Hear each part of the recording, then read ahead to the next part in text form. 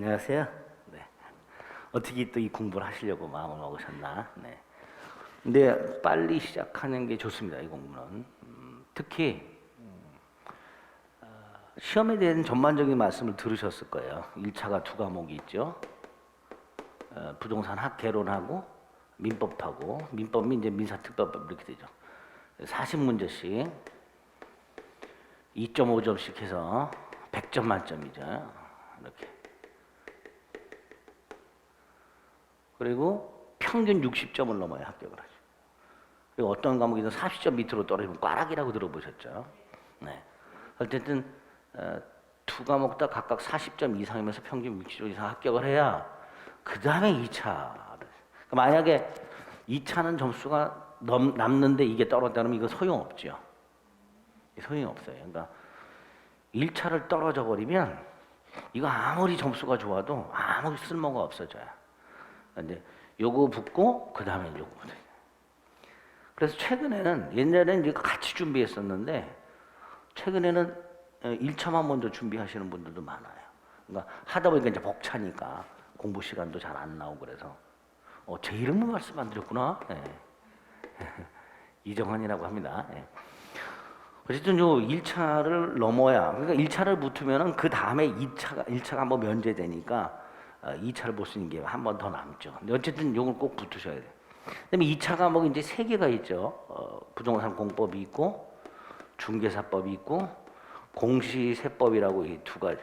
요 이제 두 과목이 합쳐져서 한 문제가 돼요. 공시법에는 공간정보법이라고 우리 이제 토지 관리하는 거 있죠. 지적도 같은 거 그런 과목. 공간정보법이 있고 등기법이 있죠. 요 세법에서 16문제가 나오고 여기 두 개가 각각 12문제씩 해서 24문제가 나옵니다. 이게 이제 한 과목이에요. 한 과목인데 여기는 별도의 과목이기 때문에 시험은 하나로 보지만 내용은 전혀 달라서 이제 천안 여기 학원 같은 경우는 이제 요일을 나눠 갖고 따로 여기 이제 다른 학원들은 이거 그냥 일주일에 그러니까 한 달에 여기는 8번 하지만 4번씩밖에 안 해요. 거기는 월요일부터 금요일까지만 강의를 하고 여기 6일을 하니까 이걸 다 실력 차이가 좀 많이 나요 여기서. 어쨌든 이렇게 돼서 요것도 이제 각 40점 이상이면서 평균 60점 최종 합격을 하는데 이게 관건이죠. 이게 관건이. 두 번째로 요 부동산 학개론을 제외한 나머지 이게 다 법이에요. 법 과목이에요. 법 과목인데 법이라는 건 법 조문이 있어요. 법이. 그래서 민법 제1조, 제2조, 제3조 이런 식으로. 혹시 카드 영수증 있으세요? 그 뒷면 한번 싹 보실래? 카드 영수증 뒷면을 보면 약관이라는 게 아마 깨알같이 인쇄가 돼 있을 거예요. 깨알 같은 글씨로 약관 인쇄된 거 보이세요? 없어요? 카드 할부 거래 약관이라는 거 인쇄 안 돼 있어요? 그죠? 거기에 보면 제 몇 조, 제 몇 조 이렇게 돼 있죠. 그런 형식으로 돼 있어요. 법이. 제 몇 조, 제 몇 조. 그 다음에 그 조를 이제 약어로 요렇게 표현을 해요. 요렇게 쓰면 제 1조 이렇게 돼요. 그 밑에 이제 요렇게 해서 1항 이렇게 돼요. 1항. 제 1조, 제 1항 이렇게 되죠. 그 다음에 그 밑에 이제 가나다가 나와요. 이런 이제 목이라 그래, 목. 제 1조, 제 1항, 제1목 이렇게 보죠. 조문이 일단 이렇게 구성이 있는데 이 조문이 내용이 되게 어려워요. 그러니까 처음 딱 보시는 분들은 영어 처음 공부하는 거하고 똑같다고 생각하시면 돼요. 이게 무슨 말인지 몰라서 읽지를 못해요.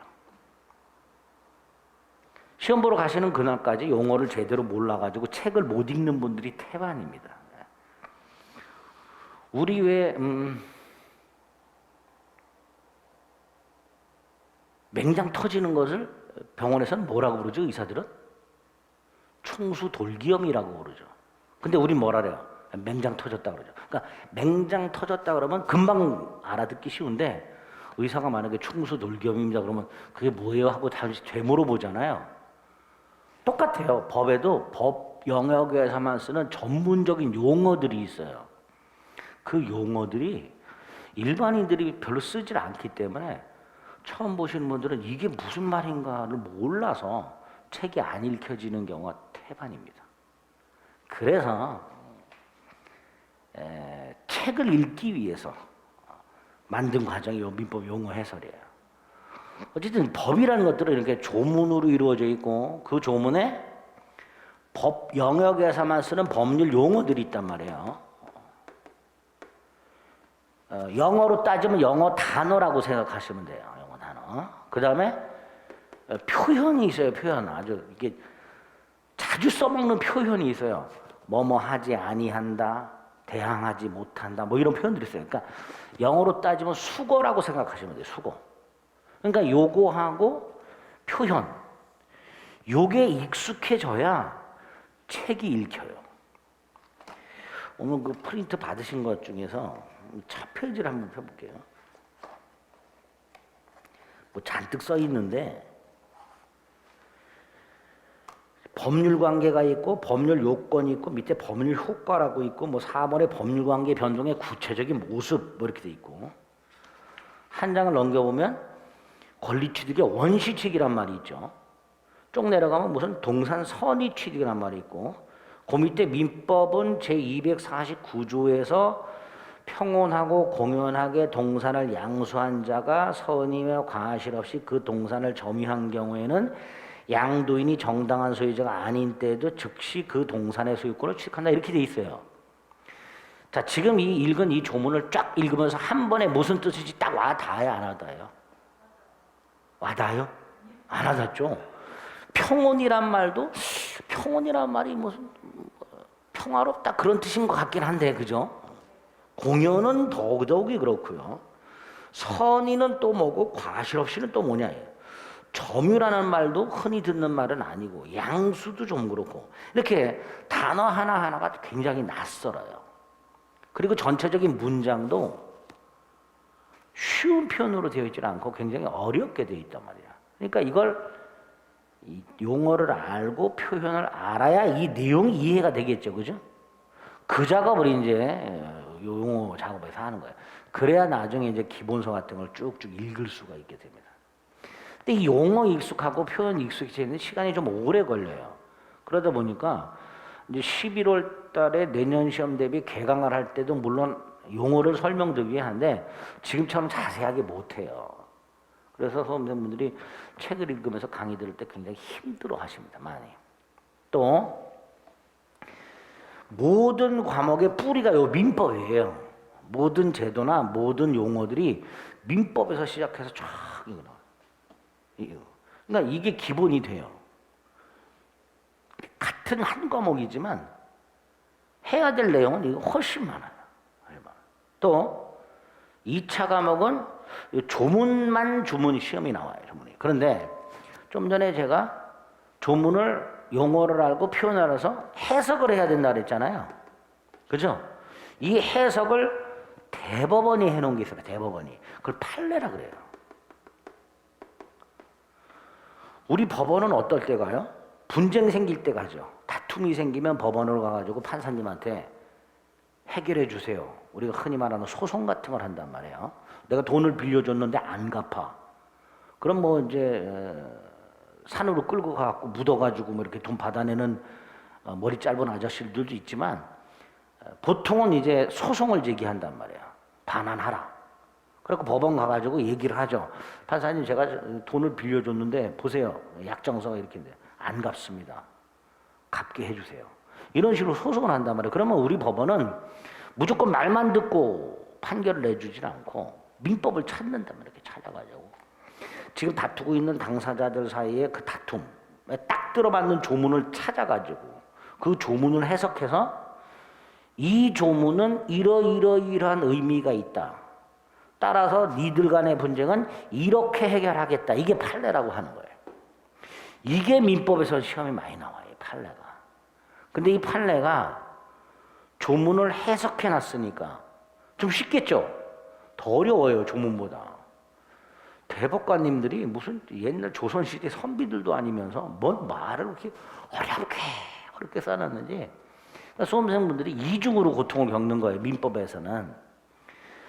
2차 과목은 조문만 달달달달달 암기해도 점수가 나오는데 민법은 조문만 하고는 점수가 안 나오는데 그걸 해석해놓은 대법원 판례 이거 이해하기 위해서 이제 공부를 하시는 거다라고 생각하시면 돼요. 그래서 일단 목표가 민법이라는 법률이라는 영역에서 사용하고 있는 용어와 그 표현에 친숙해지셔가지고 일상생활에서도 잘 쓰지 않는 용어들을 다른 사람들하고 얘기할 때 막 툭툭 쓸 수 있을 정도가 돼야 돼요. 그래서 다른 사람들이 그러겠지. 저거 공인중개사 공부하더니 좀 이상해졌다고. 말도 이상한 거 쓰고 막 그렇게 될 정도로 익숙하고 친숙해져야 됩니다. 그거를 이제 저하고 같이 용어 시간에 하시면 돼요. 요 작업을 미리 해두시면 11월 달에 이제 기본서 처음 나갈 때 강의 좀 수월하게 나가실 수 있어요. 아시겠죠? 자, 그 다음에 이제 내용은 거기 자료 있는 대로 하나하나 민법의 기초 용어하고 표현과 그 제도들이 뭔지를 살살 말씀을 드릴 겁니다. 자, 먼저 첫 페이지에 보면 법률관계, 법률요건, 법률효과 이런 말이 있어요. 그죠? 자, 민법이란 게 아까 잠깐 말씀드렸지만 예를 들어서 갑하고 한자를 많이 써요. 뭐 많이 쓰진 않고 사람을 쓸 때 이렇게 한자로 좀 써요. 을 이렇게요. 병도 나와요. 정도 나오고요. 무까지 나오는 경우도 있어요. 갑을 병정무 뭐 보통 이렇게 부르는데 자, 갑과 을 사이에 갑이 갖고 있는 A 토지 갑이 땅을 하나 갖고 있어요. 그걸 을하고 매매하는 계약을 해요. A 토지를 매매하는 계약 매매 계약이 뭔지는 아시죠? 그죠? 자, 이렇게 계약을 하면 갑에게는 어떤 권리가 생기냐 하면 대금 청구권이라는 권리가 생겨요. 그죠? 그럼 을은 소유권 이전 청구권이라는 권리가 생겨요.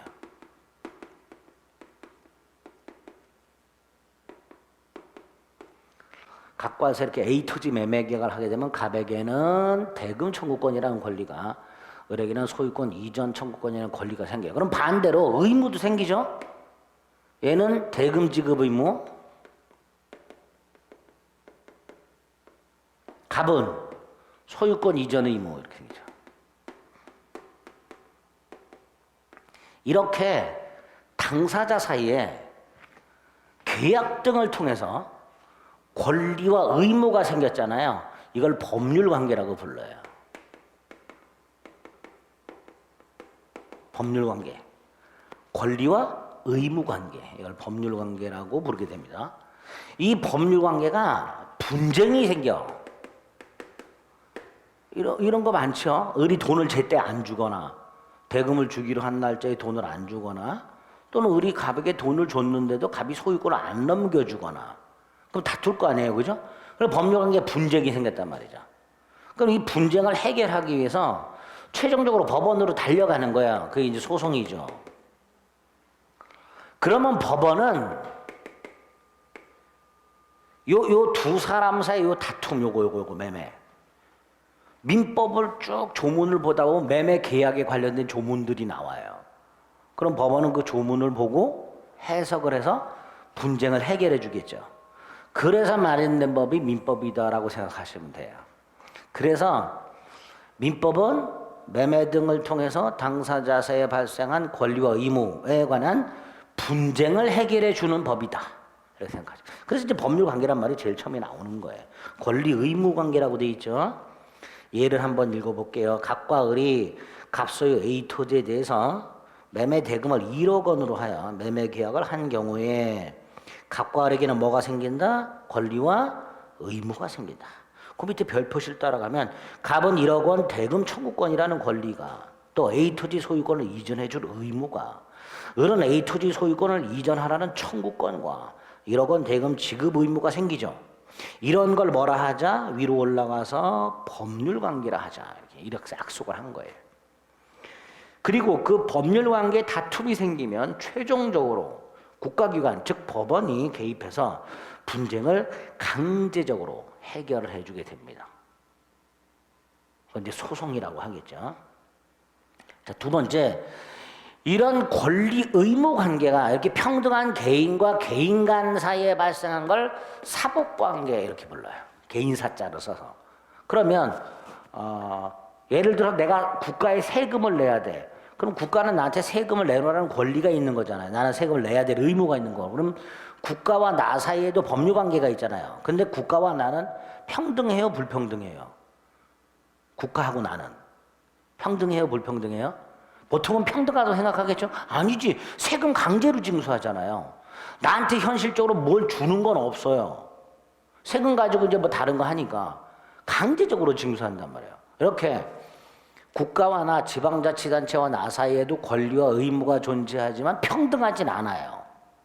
강제적으로 막 명령하고 복종하고 막 그래야 되는 거예요. 그걸 이제 공법관계라고 부르죠. 그래서 부동산 공법이 어디 갔어? 이거 지웠구나.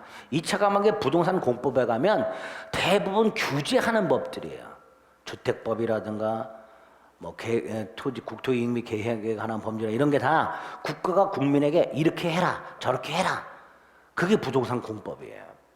어쨌든 민법은 권리 의무 관계 중에서 평등한 개인과 개인 간의 관계 이걸 규율한다고 그걸 이제 사법 관계라고 부르게 됩니다. 이 사법 관계 또는 공법 관계라는 말도 나중에 기본서를 보면 종종 등장합니다. 네, 오늘 그 숙지하세요. 양가로 2번 법률관계 중에서 평등한 개인과 개인 간의 법률관계를 사법관계를 한다. 반면에 국가가 세금을 때리는 걸 징세권이라고 합니다. 세금을 강제로 징수하는 거. 국민은 납부의무 또 국가로부터 각종 인허가를 받아야 되는 경우 있잖아요. 그죠? 건축허 같은 거 이런 거. 이런 관계는 국가 등 공권력 있는 기관과 국민 사이 불평등 당사자와의 관계가 되기 때문에 이걸 뭐라 한다? 공법 관계라 한다. 이렇게 불러요. 일단 법률 관계가 뭐고 그 법률 관계는 사법 관계와 공법 관계가 있고 그 중에 민법은 평등한 사법 관계를 규율한다. 이렇게 생각하시면 됩니다. 근데 그 밑에 이제 인가와 허가라는 말이 있어요. 이건 들어보셨죠? 건축허가 이런 거. 인가라는 말도 들어보셨어요? 인가라는 말 들어보셨어요? 관할관청에 인가를 받아야 된다 이런 말 들어보신 적 있어요? 들어본 적 있죠? 인가나 허가가 똑같이 뭔가를 허락해 주는 거예요. 그런데 약간 차이가 있는데 예를 들어서 건축허 같은 걸 받으려면 건축법에 요러한 경우에 허가를 받으라고 돼 있을 거 아니에요. 그죠? 법에서 정한 이걸 법정이라 그래요. 법에서 정한 요건이 있을 거예요. 그 요건을 갖춰서 신청을 해. 그럴 때 관할관청이 봤을 때 요건을 갖췄어. 그러면 인가는 무조건 해줘야 돼요. 근데 허가는 허가할 수도 있고 안 할 수도 있어요. 약간 차이가 있죠. 그러니까 이 허가는 관할관청에서 봤을 때 아무리 요건을 갖췄다 하더라도 허가를 해줄 수도 있고 안 해줄 수도 있기 때문에 이거는 재량이란 말을 써요. 재량적이다. 반면에 인가는 요건을 갖추면 인가를 꼭 해줘야 된다 그랬죠. 이거를 기속적이라 그래요. 기속적. 구속적이라는 말도 쓰고요. 기속적이란 말이에요. 그러니까 얽매여 있다 이런 뜻이에요. 인가는 반드시 해줘야 되고 허가는 허가할 수도 있고 안 할 수도 있고 이런 걸 재량적이다 이런 표현을 써요. 근데 잘 생각해 보세요. 이거는 요건을 갖추면 빼박 해줘야 되잖아요. 근데 이건 할 수도 있고 안 할 수도 있으니까 공무원이 비리가 개입할 여지가 있는 게 이거예요.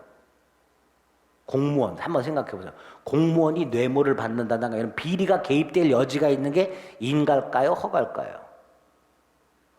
이거죠. 요건 갖췄는데도 안 해주고 있단 말이죠.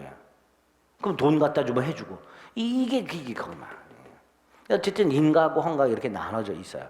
그리고 이제 그 중에서 토지거래 허가제도라는 게 우리 시험범위에 있습니다. 그걸 이제 가서 볼 건데 거기 가면 이런 말이 나와요. 토지거래 허가라고 돼 있잖아요. 근데 좀 전에 말씀드렸듯이 허가라고 해놓으면 요건을 갖췄을 때 허가할 수도 있고 안 할 수도 있어요. 그래서 법원이 허가라고 되어 있지만 이거 인가다라고 해석하는 게 있어요. 분명히 허가라고 되어 있지만 허가라고 돼 있을 때는 허가해 줄 수도 있고 안 해줄 수도 있단 말이에요. 그러니까 법원이 아니야, 이건 허가라고 돼 있지만 이건 인가야, 이렇게 얘기하는 게 토지거래 허가예요. 그러니까 허가 중에 인가의 성질을 갖고 있는 게 있어요. 그걸 나중에 이제 그 표현해서 재량적으로 돼 있지만 이건 허가를 해줘야 되는 거구나, 이렇게 해석을 하실 수가 있어야 됩니다. 그런 표현이 있고, 그다음에 양가로 3번 법률관계 발생 원인이라고 돼 있어요. 보세요. 법률관계가 권리와 의무 관계라고 그랬죠. 이 권리와 의무 관계가 뭐 때문에 생겼어요? 매매 계약, 그죠? 갑과 을이 만나가지고 A 토지를 1억에 매매하기로 계약을 했기 때문에 갑과 을에는 뭐가 생겼다? 권리와 의무가 생겼다. 그래서 이런 권리 의무 관계, 즉 법률 관계를 발생하게 하는 원인, 매매 계약, 요거를 학자들이 이름을 붙였어요. 법률 요건이라고. 요거를 이름을 붙인 거예요. 법률 요건. 그럼 이게 원인이면 이게 결과잖아요. 그럼 결과는 뭐라고 부를까? 법률 효과라고 부르자, 이렇게 약속을 한 거예요.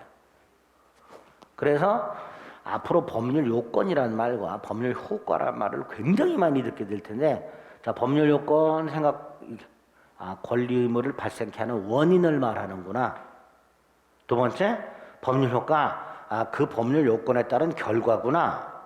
그래서 당사자에게 권리와 의무가 생기는 게 법률 효과구나, 이렇게 일단 기억을 해 두셔야 돼요. 양가로 3번에 법률 관계의 발생 원인 이퀄 권리 의무 관계의 발생 원인 이퀄 법률 요건, 이렇게 되어 있죠. 그래서 2번에 보면 법률 요건이라고 양가로 1번 당사자 사이에 권리 의무 관계, 즉 법률 관계를 발생시키는 원인을 말한다.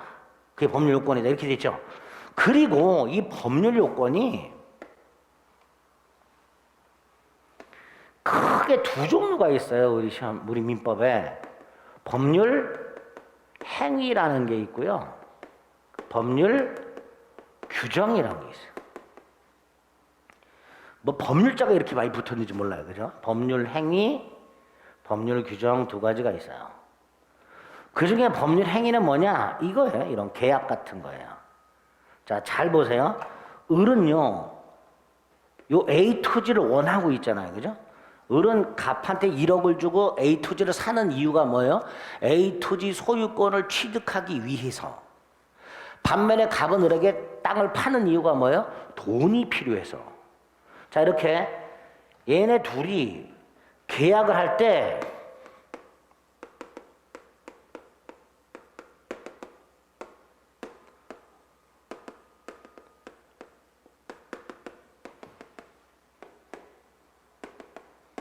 이게 원하는 거예요, 그죠?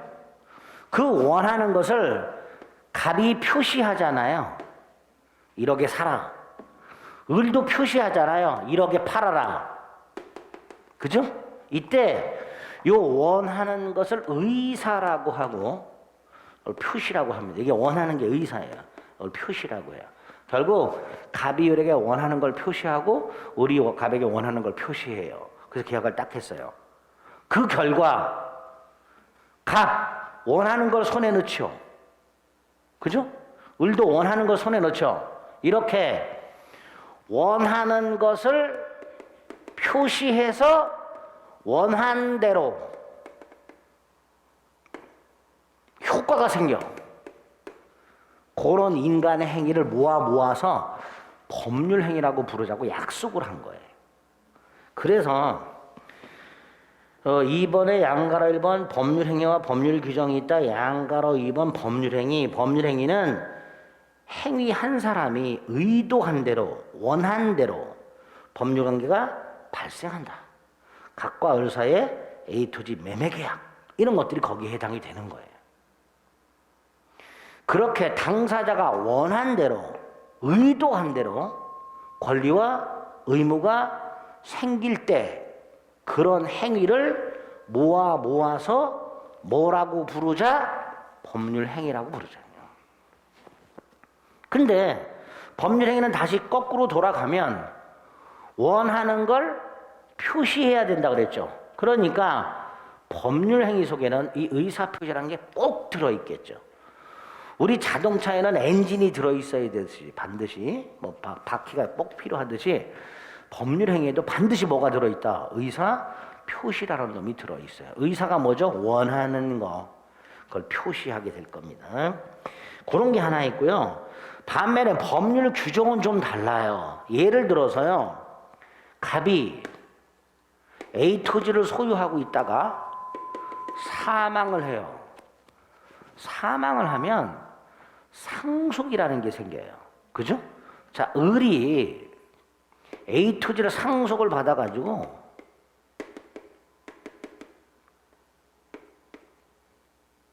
을이 A 토지 소유권을 취득해요.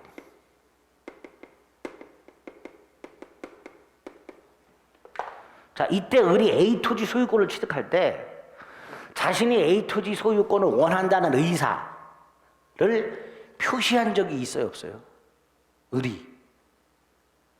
을이 갑이 죽었을 때 죽은 갑한테 돌아가셔서 누워 계신 갑 아버님한테 아버지 저 A 토지 소유권 주세요.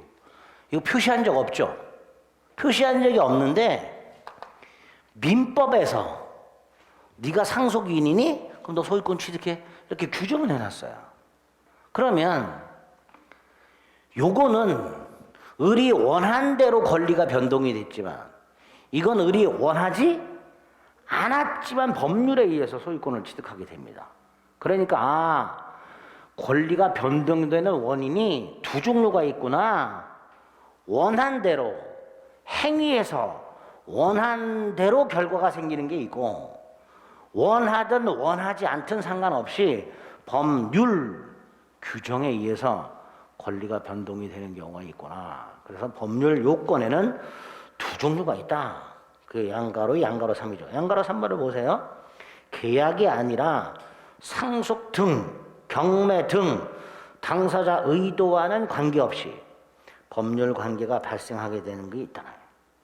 일단 요 1번, 2번에서 핵심적인 용어가 법률 관계, 그 다음에 사법상 법률 관계, 그 다음에 법률 요건, 법률 효과. 그 중에 법률 요건이 두 종류. 이런 것들이 자꾸 이제 머리에 익숙해져야 돼요. 그러니까 이거 개념 자체를 물어보진 않아요. 근데 이 개념이 명확해야 아까도 말씀드렸듯이 책이 읽혀요. 자꾸 읽으셔야 돼요. 자, 그러면 3번. 법률 효과. 이제 조금씩 감이 와요. 법률 행위나 법률 규정에 의해서 당사자가 원한 대로 원하든 원하지 않든 법률 규정에 의해서 그 결과 법률 관계가 생긴다 그랬죠. 이게 뭐다? 법률 효과. 그래서 3번에 법률 효과가 나오는 거예요. 법률 요건에 따른 결과, 즉 법률 관계의 변동을 말하는데요. 자, 그러면 갑과 을이 A 토지 매매 계약을 했어요. 법률 행위, 권리와 의무가 생겼어. 그래서 이행을 해. 이행을 한다는 건 을은 돈을 줄 것이고 갑은 소유권을 넘겨주겠죠. 그럼 얘는 소유권을 취득해. 반면에 갑은 소유권을 상실하죠. 그죠? 어쨌든 소유권을 을에게 넘겨줬으니까 갑은 소유권을 상실했을 거야. 그리고 조금 멀리서 바라보면 A 토지 소유자가 바뀌었죠. 소유권자가 갑에서 을로 변경이 됐어요. 소유권자가 갑에서 을로 변경이 됐어요. 자, 이렇게 법률 행위나 법률 규정 등을 통해서 누군가가 권리를 취득하면 누군가는 권리를 상실할 것이고 결과적으로 권리자가 변경이 되겠죠. 이걸 각각 발생, 변경, 소멸 이렇게 불러요. 결국 법률 효과란 구체적으로 권리의 발생, 변경, 소멸 이렇게 됩니다. 그래서 법률 효과를 읽어보면 이렇게 돼 있죠. 법률 요건에 따른 결과, 즉 법률 관계의 변동을 말한다. 법률 관계의 변동은 구체적으로 권리의 변동을 말한다. 권리 변동이란 법률 요건에 의해, 자, 법률 요건 뭐하고 뭐가 있었죠? 법률 행위와 법률 규정, 이 법률 요건에 의해서 누군가에게 권리가 발생이 되고 권리가 변경이 되고 권리가 소멸하는 것을 싸잡아서 뭐라 한다? 법률 효과, 이렇게 부르죠. 그래서 그 법률 효과 구체적 모습이 맨 밑에 나온 거죠. 권리의 취득, 권리의 변경, 권리의 소멸. 그걸 조금 자세히 본 게 이제 한 장을 넘기면 나와요. 나중에 기본서를 보면 요 내용들이 딱딱딱 정리가 되어 있어요. 근데 짤막짤막하게 정리가 되어 있죠. 어쨌든 자, 정리를 하면 1페이지를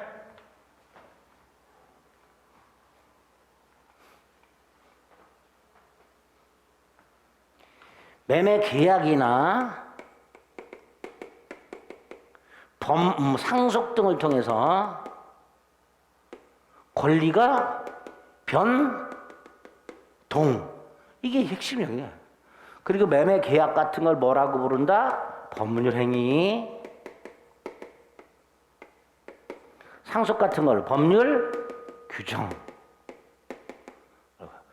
법률 행위, 법률 규정을 싸잡아서 법률 요건.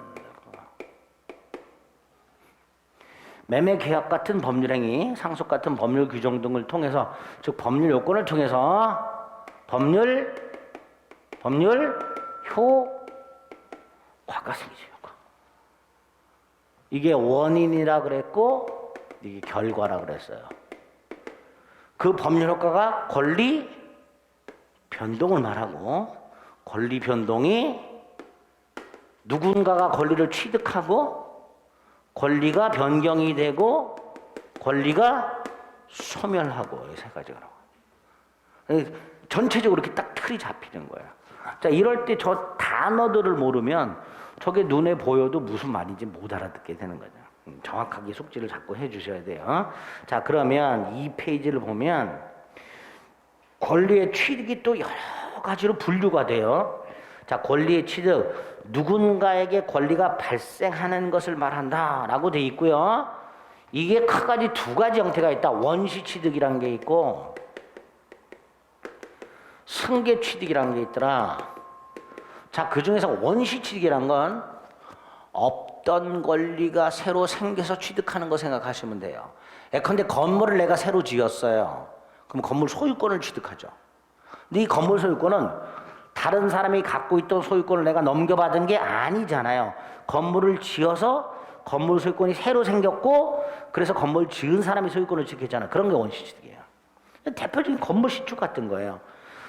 원시취득 권리의 절대적 발생이라고도 불러요. 절대적 발생이라고도 부르는데 원시취득이라고 주로 말을 해요. 누군가로부터 권리를 승계하지 않은 형태의 취득이다. 예에 보면 건물 신축에 따른 건물 소유권 취득이 있고 간척지 매립에 따른 토지 소유권 취득 같은 게 있죠. 그런 게 있게 됩니다. 그 다음에 참고해보면 동산 선의 취득이라고 이제 아까 봤던 내용이 나와요. 민법은 249조에서 평온하고 공연하게 동산을 양수한 자가 선의며 과실 없이 그 동산을 점유한 경우에 양도인이 정당한 소유자가 아닌 때에도 즉시 그 동산의 소유권을 취득한다라고 되어 있는데, 요 중에서 일단 오늘 기억할 게 그 선의라는 단어예요. 선의. 이 선의라는 건 무언가를 모른다라는 뜻이에요. 뭘 모른다라는 뜻이 선의예요. 그러면 악의는 뭘까요? 뭘 알고 있다, 이런 뜻이에요. 그러니까 민법에서는, 법에서는 선의, 악의라는 말이 좋은 마음, 나쁜 마음을 뜻하는 게 아니고요. 뭘 모르고 있는 걸 선의라고 하고요. 뭔가를 알고 있는 걸 악의라고 해요. 자, 그럼 동산 선의 취득이 뭐냐? 거기 이렇게 돼 있어요. 갑의 노트북을 을이 훔쳐가지고 병한테 팔았다. 자, 이때 을이 병한테 노트북을 팔 때, 야, 이거 내가 훔친 건데 네가 사라, 이렇게 팔까요? 아니면 이건 내 거다라고 팔까요? 보통 내 거다라고 팔겠죠. 그러니까 갑의 노트북을 을이 훔쳐가지고, 훔치는 걸 이제 절취라고 하죠. 절취라는 말은 들어보셨죠? 훔쳐가지고 그 노트북을 병한테 양도를 해요. 양도라는 건 돈 받고 넘겨주는 걸 양도라고 해요. 팔면 돈을 받죠. 넘겨주죠. 그걸 양도라고 해요. 이렇게 양도하고 노트북을 건네주겠죠. 노트북을 훔쳐서 갖고 있다가 건네줄 거예요. 물건을 이렇게 잡고 있는 걸 점유라고 해요. 물건을 잡고 있는 걸 뭐라 한다고요? 점유. 이거를 넘겨주는 걸 점유 이전이라고 해요. 점유 이전, 두 글자로 인도라고도 해요. 다시 한번, 물건을 이렇게 갖고 있는 걸 점유라고 한다. 그걸 넘겨주는 걸 점유 이전이라 한다. 두 글자로 인도라고 해요. 자, 그런데 좀 전에 이 병은 을이 노트북을 훔쳤다는 사실을 모른다 그랬죠. 선의. 이때 요 249조가 적용이 되는 거예요. 양수인은 모르고 있었다면 즉시 소유권을 취득한다. 그게 이거예요. 동산선의 취득. 자, 그러면 이 병은 을한테 돈 주고 샀잖아요. 소유권 취득했죠. 을로부터 소유권을 승계받았을까요? 지금 병이 을하고 거래했잖아요. 그죠? 그래서 을한테 돈을 주고 노트북을 넘겨받았을 거 아니에요. 그럼 병은 뭘 취득한다? 소유권을 취득해요.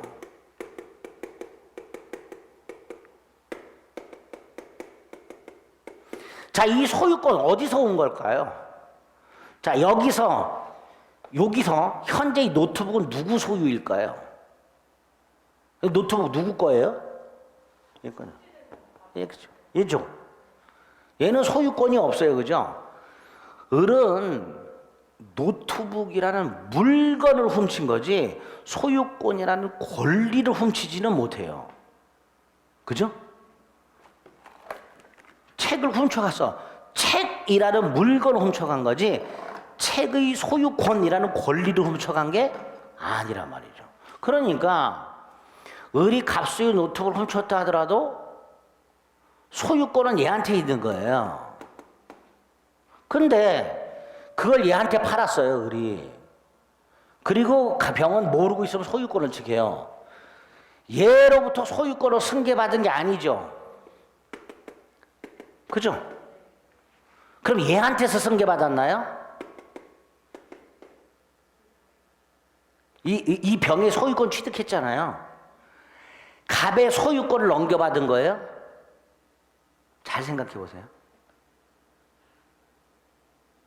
아니, 지금 얘가 소유권 취득했다 그랬잖아요. 이 소유권 어디서 났어요? 얘한테서 넘겨받은 건 아니죠. 얘한테서 넘겨받은 것도 아니죠. 결국 승계 취득이 아니에요. 그럼 무슨 취득이다? 원시 취득이다. 이런 원시 취득도 있는 거예요. 그러니까 건물을 새로 지어서 새로 권리를 취득한 게 대표적인 원시 취득인데 지금 이 경우처럼 진짜 권리자와 아무런 계약을 한 적이 없잖아요. 근데 소유권 취득했죠. 이런 형태의 원시 취득도 있는 거예요. 그래서 거기 원시 취득을 보면 다시 동그라미 1번 누군가로부터 권리를 넘겨받지 않는 형태의 취득을 말하는데 없던 권리가 새로 생기면서 취득. 이게 건물 신축이고요. 반면에 새 신권리자 얘가 병이 구권리자 갑과 연결이 안 되고 단절된 상태에서 이런 말을 써요. 다시 말해서 진짜 권리자 갑하고 계약을 한 적이 없음에도 권리를 취득하는 그런 형태가 원시 취득이 되는 경우가 있단 말이죠. 요것도 원시 취득의 일종이다. 그래서 대표적으로 동산 선의 취득이 거기에 해당이 됩니다.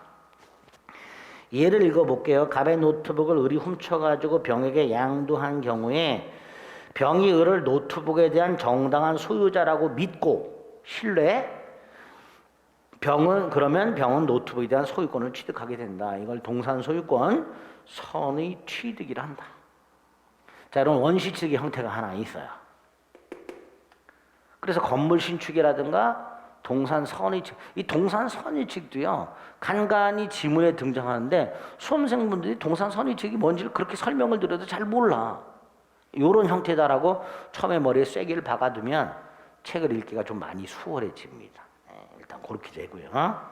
승계 취득이 나왔어요. 요거 이제 조금 쉬었다 할까요? 처음이니까 조금만 쉬었다가 할게요.